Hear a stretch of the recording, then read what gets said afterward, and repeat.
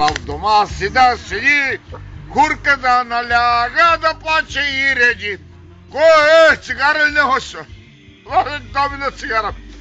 Ще забравя оцелил картон у къщите.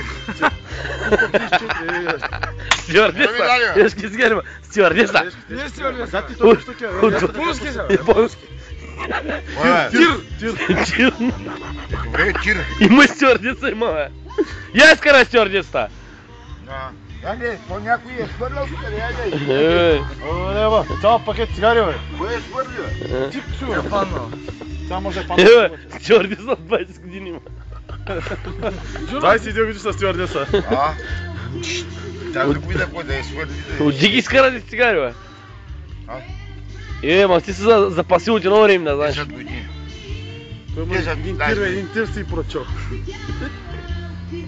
Аз ма спонсорира... Жоро любимеца. Се върна, не ме моли. Карай пено файтоно, чека скеджи ми заклати. Дръжка пено заредите, че пънка воло. Чека слежи заклати. Откъде е тази приказка? На Георги Дончев. Дръжка пено за канатите. Заритите, че отрава волите по инерция. Да.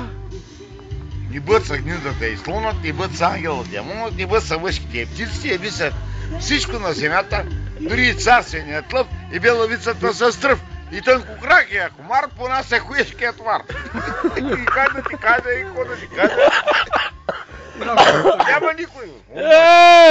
Много бедна. Не е бедна тя, не. Искат да ме закарат на тутракан да ме прегледат, че съм бил за лудницата. Аз ако ме закарат там и да ми дадат и на пенсия 120, 30, 50, пък аз през другия ден да се освободя за работа. Яла кажи той пак. И бъд са гнидата и слонът, и бъд са ангела демонът, и бъд са въшките и птиците, и беше всичко на земята, дори и царственият лъв, и бе лъвицата с тръв, и тънко кракия комар, и бе лъвицата с тръв.